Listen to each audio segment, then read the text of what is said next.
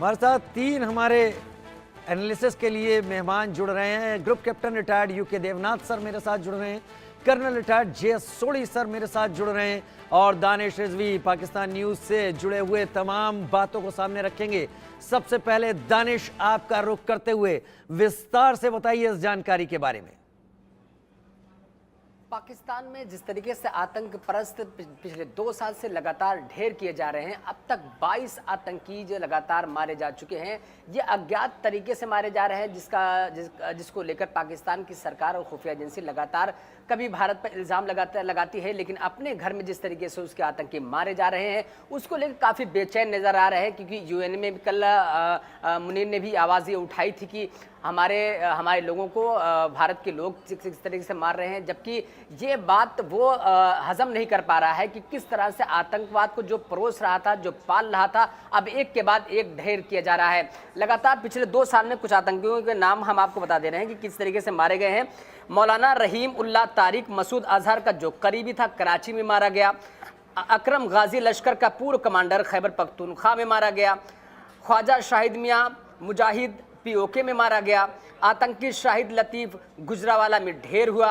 रियाज Ahmad PoK में मारा गया। मौलाना जियाउर रहमान लाहौर में मारा गया। परमजीत सिंह पंजवार लाहौर में हत्या किया। ऐसे बहुत सारे आतंकियों की लिस्ट है जो लगातार एक के बाद एक ढेर किए जा रहे हैं, लेकिन उसको पता लगाने के बजाय दूसरों पर इल्ज़ाम मरता जा रहा है पाकिस्तान। लेकिन जिस तरीके से वो पाल रहा था, परोस रहा था, अब उसकी जो फौज तैयार थी, जो एक नर्सरी लगाई थी, अब उसको वो नर्सरी धीरे धीरे कटनी शुरू हो चुकी है। क्योंकि अब अनजान तरीके से जिस तरीके से कत्ल किए जा रहे हैं उसको लेकर काफ़ी पशुपेश में है पाकिस्तान कि आखिर ये मार कौन रहा है और मरवा कौन रहा है। और जिस तरीके से अभी 1 महीने पहले एक मीडिया रिपोर्ट आई थी, उस मीडिया रिपोर्ट का पाकिस्तान ने हवाला दिया था, लेकिन उसके बाद पाकिस्तान ने उसको फटकार भी लगाई थी कि आप अपने कानून व्यवस्था को सुधारिए, आप अपने यहाँ के लोगों को देखिए कि किस तरीके से लोगों को सुरक्षा दी जाती है, किस तरह से लोगों को सुरक्षा के पीछे किसको लगाया जाता है।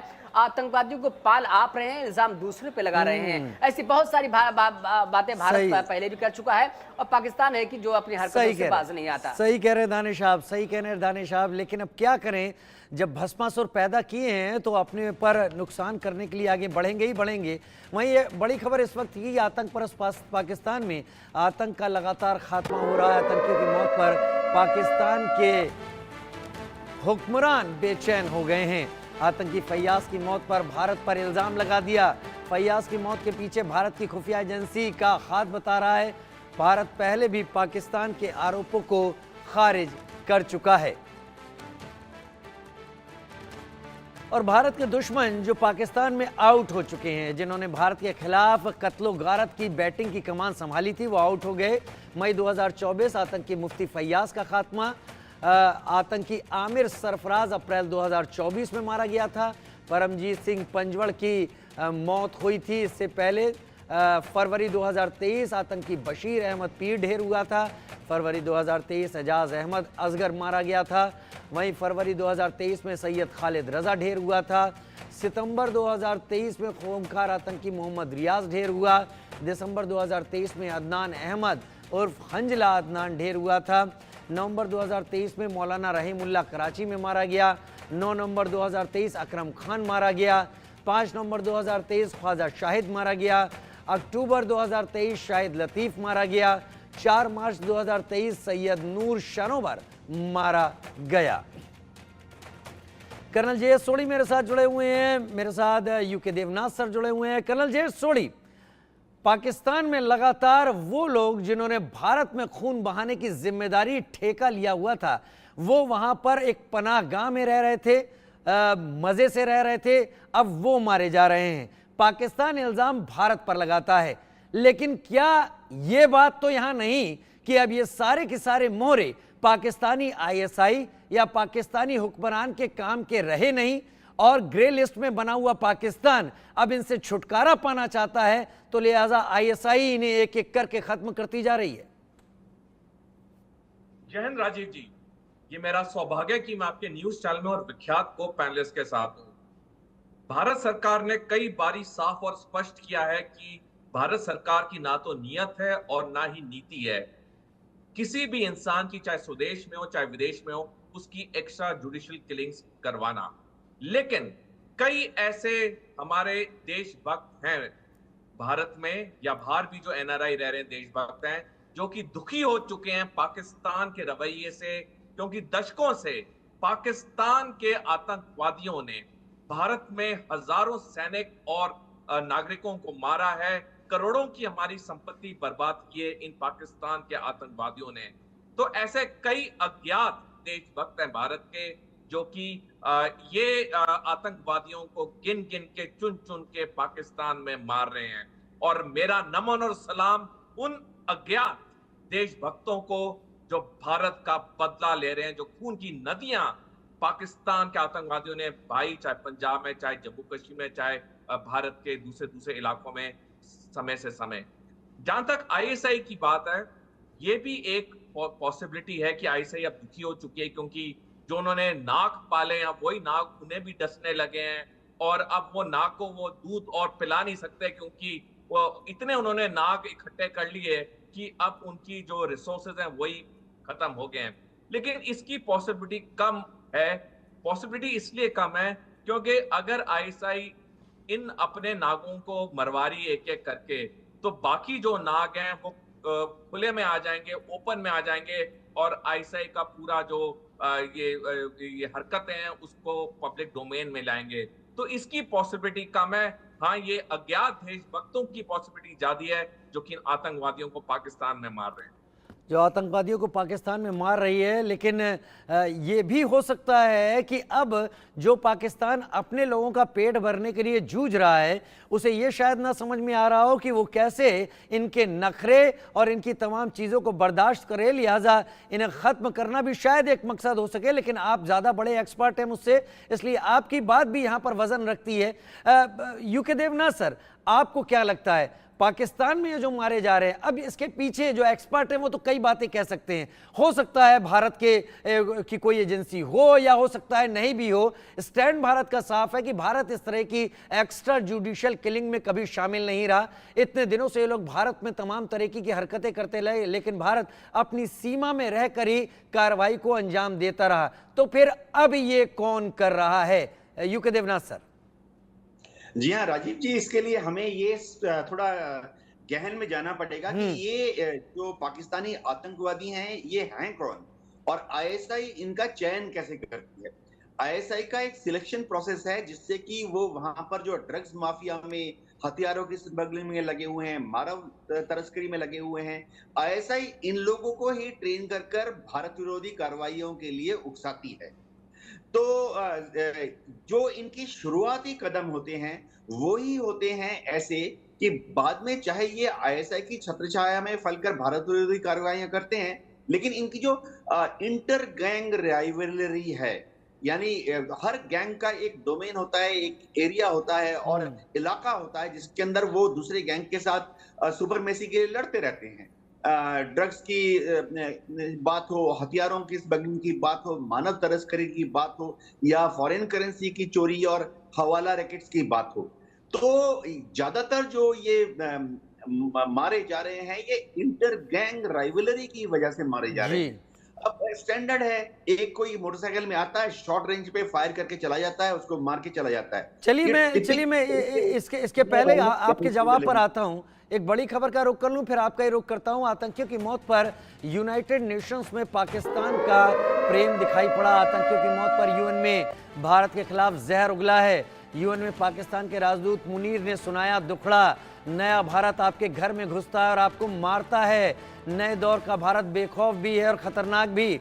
भारत का अभियान कनाडा, अमेरिका में भी जारी है। भारत ने लक्षित हत्याओं को पहले भी नकारा है। मुनीर अकरम ने पीएम मोदी के भाषण का जिक्र किया। पीएम मोदी ने कहा था, आज भारत डोजियर नहीं भेजता बल्कि घुसकर मारता है। यूके देवनाथ सर, अब तो यूएन में भी पाकिस्तान के राजदूत अपना रोना रोने लगे हैं और वो पीएम मोदी के बयानों को कोट भी करने लगे हैं। जी हाँ, देखिए, भारत जब बोलता है कि हम घर में घुस के मारेंगे, इसका तात्पर्य है कि भारत की फौजें, ऑथराइज्ड मिलिट्री फोर्सेस, चाहे वो आर्मी हो, एयरफोर्स हो या नेवी हो, हम सरकार की अथॉरिटी के बाद घर में घुस के मारेंगे और उसके 2 घंटे के अंदर डिफेंस मिनिस्ट्री के जो प्रवक्ता हैं वो आकर टीवी पे स्टेटमेंट भी देंगे। छाती खोल ठोक कर हम ये बताएंगे कि हमने ऐसा किया। ये छुप छुप कर मारने वाली जो मानसिकता है ये भारत में हजारों साल से नहीं रही है। अब मैं बता दूं, ये यूनाइटेड नेशन में रो रहे हैं। अगर इनको इतनी तकलीफ है तो ये उसका प्रूफ देना। अब 2 साल में 15 से ज्यादा ऐसे आतंकवादियों को इंटर गैंग राइवलरी में इन्होंने आपस में ही एक दूसरे को मार दिया। आपने भी बताया कि शायद आईएसआई इनको धो रही है। तो अगर इनके पास भारत के विरुद्ध कोई प्रूफ है, पहली चीज तो जो मोटरसाइकिल पर आतंकवादी आया और इनके पसंदीदा गुड बैड आतंकवादी आया और इनके गुड आतंकवादी को गोली मार के चला गया, उसको पकड़े, उसके मोटरसाइकिल पर पकड़े, एविडेंस जमा करें, उसके बाद उसको पकड़ने के बाद छानबीन करें कि उसका हिंदुस्तान से क्या संबंध है। उस आतंकवादी जो मोटरसाइकिल पे आया उसने गुर्गों को गोली मारी, तो उसको पकड़ने के बाद पता करें कि उसका आका कौन था, उसका मास्टरमाइंड कौन था। भारत इन चीजों में लिप्त नहीं है, ये हमारी फॉरेन पॉलिसी नहीं है। विदेश मंत्री एस जयशंकर जी ने तो खुद ऑन रिकॉर्ड कहा है कि भारत इस तरह के घटिया टुच्ची टैक्टिक्स पे यकीन नहीं करता। चलिए, भारत यकीन नहीं करता, लेकिन जो एक्सपर्ट्स हैं, जो इस तरह के कोवर्ट ऑपरेशंस के बारे में डिटेल में बातें रखते हैं, वो इस पूरे मसले पर कहीं बहुत बीच में अपनी बात रखते हैं। वो कहते हैं कि ऐसा हो भी सकता होगा और नहीं भी हो सकता होगा। लेकिन बड़ी खबर यह है कि पाकिस्तान में गृह युद्ध के आसार भी बढ़ने लगे हैं। अंदरूनी बवाल से फिर जलने की हालत में है पाकिस्तान। पीओके और बलूचिस्तान में बगावत लगातार हो रही है। डूबती इकोनॉमी से पाकिस्तान की आवाम खौफजदा है। पाकिस्तान पर 124 अरब डॉलर का रिकॉर्ड कर्ज है। राजनीतिक अस्थिरता से विकास तो दूर की बात हो गई है। दानिश, पीओके जिसे पाकिस्तान आजाद कश्मीर कहता है, वहां पर हालात इतने बुरे हैं कि लोग विरोध प्रदर्शन कर रहे हैं और ऐसे कर रहे हैं जहां पर बावर्दी लोगों को लोग मार रहे हैं, उनके साथ बुरा हाल, बुरा सलूक कर रहे हैं। और ये अब पीओके में ही नहीं है, ये बाकी इलाकों में भी फैल गया है। तो अपना पेट भरने की जगह तबाही का मंजर पैदा करने की कोशिश, तबाही के सामान जुटाने की कोशिश, पाकिस्तान को अब ले आई है उस मुहाने पर जहां पर वो खुद ही इन्हीं चीजों से परेशान हो गया है। बिल्कुल, पाकिस्तान का दोहरा चरित्र था वो अब बेनकाब होने लगा है। चाहे वो आतंकवाद को लेकर, चाहे इकोनॉमी को लेकर, चाहे वो विकास को लेकर, चाहे रोजगार को लेकर, चाहे शिक्षा को लेकर, चाहे पीओके की हक को लेकर, उनके हक तलफी को लेकर, चाहे बलूचिस्तान में जिस तरीके से उनके अधिकारों को छीना गया। अब बलूचिस्तान में अभी बगावत की बू धीरे धीरे बढ़ने लगी है। पीओके में अभी भी जो हिंसा थी, जो बगावत थी, वो धीरे धीरे अंदर अंदर सुलग रही है। आने वाले वक्त में इसका और भयानक मंजर आपको देखने को मिल सकता है। पाकिस्तान का दोहरा चरित्र की से हम बात करते हैं कि एक तरफ पाकिस्तान कहता है कि हम आतंकवादियों पर लगाम लगाएंगे, तालिबान पर इल्जाम आयद करता है। दूसरी तरफ जब उसके आतंकी मारे जाते हैं तो उसका दुखड़ा, उसका रोना यूएन तक रोने जाता है। अब अंदाजा लगाइए कि अगर आपका वो आतंकी मारा जाएगा तो आप खुश होंगे या रोएंगे। तालिबान पर इल्जाम लगाने के बजाय आप अगर आपके आतंकी मारे जा रहे हैं, आपका विकास नहीं हो पा रहा है, आपको रोजगार नहीं मिल पा रहा है, आपको आईएमएफ लगातार शर्तों पर शर्तें लगा रहा है। क्यों? क्योंकि आपके दोहरा चरित्र हर जगह है। आईएमएफ से आप कर्ज ले रहे हैं लोगों को रोजगार देने के लिए, विकास के नाम पर, लेकिन फ्रीबीज के नाम पर लोगों को सब्सिडी दे रहे हैं। क्यों? क्योंकि सत्ता में बने रहना है। क्यों? क्योंकि इमरान खान जिस तरीके से लगातार इनके लिए चुनौती बने हुए हैं, आसिम मुनीर के लिए, शहबाज शरीफ के लिए, इससे कहीं ना कहीं शहबाज शरीफ और मुनीर दोनों में एक तलखी धीरे धीरे बढ़ती जा रही है कि आखिर ये जो अंदर अंदर की बगावत है उसको कैसे रोका जाए, किस तरह से रोका जाए। अभी 9,000 करोड़ का कर्ज तो लिया, लेकिन वो अब बस 1 महीने बाद संभवतः पाकिस्तान फिर से कंगाली के कगार पर पहुंच चुका है, फिर से दिवालिया होने के फिर से उसी मुहाने पे आगे खड़ा हो गया है। अब फिर $6 मिलियन की मांग कर रहा है। लेकिन आईएमएफ के कुछ अधिकारी लगातार पिछले एक हफ्ते से पाकिस्तान में इस्लामाबाद के बड़े अधिकारियों से मुलाकात कर रहे हैं, बैठक पे बैठक कर रहे हैं। और जिस तरीके से डीजल, पेट्रोल और तमाम चीज़ों पर जो सब्सिडी दी गई थी उस पर कटौती कर रहे हैं। साथ ही साथ जो पेंशनर्स हैं उनकी जो जिसकी पेंशन 1 लाख से ऊपर थे उस पर 10% के आसपास उस पर टैक्स लगाने की बात भी कर रहे हैं। ऐसे में आने वाले वक्त में पाकिस्तान के अवाम के लिए ये मुसीबत बढ़ेगी, दौर मुश्किल भरा होगा। बड़ी खबर का रुख कर लेते हैं। पाकिस्तान में इमरान खान की पार्टी एक बार फिर से आंदोलन करने की तैयारी में है। पूर्व पीएम इमरान खान ने बड़े आंदोलन का संकेत दे दिया है। सरकार पीटीआई नेताओं के साथ उत्पीड़न कर रही है। इमरान का बयान, पीटीआई के नेता और समर्थक आंदोलन के लिए तैयार रहें। पाकिस्तान अपने सबसे बुरे दौर से गुजर रहा है। पाकिस्तान की वजह से शांत रहे, लेकिन अब बहुत हुआ। अपराधियों को देश के सामने हम बेनकाब करेंगे, इमरान खान का बयान।